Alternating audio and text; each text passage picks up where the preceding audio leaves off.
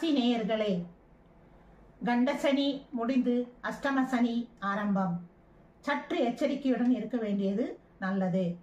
கஷ்டமான காலம். இஷ்ட தெய்வங்களையும் குல தெய்வங்களையும் வழிபாடு செய்வது மிகவும் நல்லது. கடுமையான முயற்சியால் தான் உங்களுக்கு திருமணமோ தொழில் அபிவிருத்தியோ மற்றும் புதிய தொழில் தொடங்குவதோ ஆகியவற்றை கடுமையான போராட்டத்தின் பேர் தான் நீங்கள் முன்னேற விடக்கூடிய வாய்ப்புகள் உண்டு.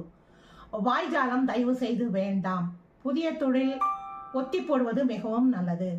புதியதாக திருமணம் நடந்திருந்தால் 2.5 ஆண்டுகள் எச்சரிக்கையாக இருப்பது நல்லது. சிம்மராசி நேயர்கள் புதியதாக இப்போது திருமணத்திற்கான ஏற்பாடுகள் எதுவும் செய்தல் வேண்டாம். அஷ்டமச்ச முடிந்த பிறகு நீங்கள் திருமணம் செய்து கொள்வது மிகவும் நல்லது. பணங்கள் எச்சரிக்கையாக பார்த்துக் கொள்வது மிக மிக நல்லது. பாதுகாப்பாக இருக்கவும். யாரிடமும் வீண் வம்பு வேண்டாம். எல்லாம் நல்லவையாக நடக்க வேண்டும் என திருநள்ளாறு பகவானை வேண்டிக் கொள்ளவும். பெண்களுக்கு சற்று சோதனையான காலம். பெண்கள் இரவு பயணத்தை தயவு கூர்ந்து தவிர்க்கவும். இரவு பயணம் தனியாக செல்லுதல் கூடாது.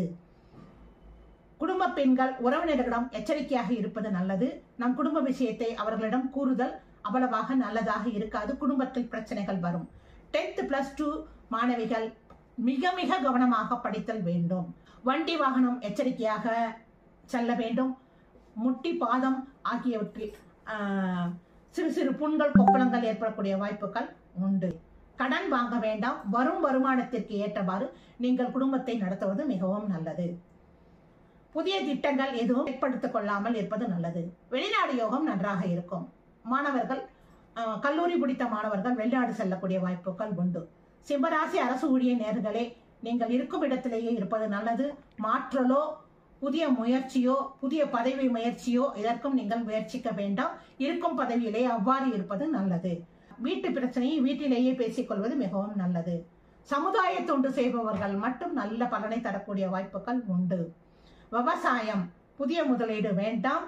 நவதானியங்கள் உளுந்து, துவரை மற்றும் மணிலா இது நல்ல கை கொடுக்கக்கூடிய வாய்ப்புகள் உண்டு. புதிய கிணறு வெட்டுதல், புதிய இடம் வாங்குதல், புதிய நிலம் வாங்குதல், போக்கியம் போடுதல் இதெல்லாம் நீங்கள் செய்தல் வேண்டாம். குரு உங்களுக்கு நல்ல பார்வையில் வருவதால் நீங்கள் அப்போது உங்களுக்கு மே மாதத்திற்கு பிறகு நல்ல பலன்கள் ஏற்படக்கூடிய வாய்ப்புகள் உண்டு.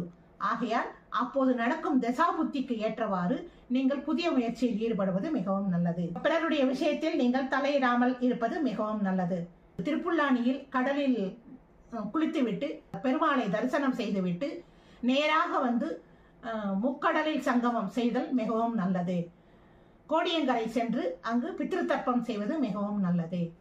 குழந்தைகளிடம் அடிக்கடி அவர்களை திட்டாமல் பத்திரமாக பார்த்துக் கொள்வது நல்லது. அவர்களிடம் சைக்கிள், வண்டி, வாகனம் ஆகியவற்றை கொடுக்க வேண்டாம்.